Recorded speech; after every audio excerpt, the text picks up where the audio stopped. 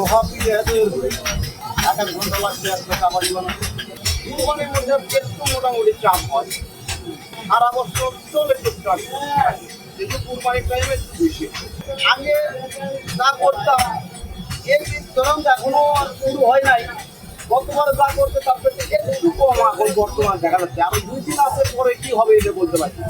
দিনে এখন বাড়াই যাচ্ছি 25, 26, 27টা। আমাদের তো খালি কাস্টমার না, পাইকারি আছে, পাইকারি দিতে হয়। এটা চলে তো পরে একটা পাঁচ দোকানে ধরেন আমাদের দোকানে পরে টনখানি চলে গেছে, বিভিন্ন জায়গায় পাইকারি বিকারি গেছে। এই দোকানে ধরেন মনে করেন যে 200-300 কেজি চাল থেকে আগের দিক থেকে এইভাবে চালাবো।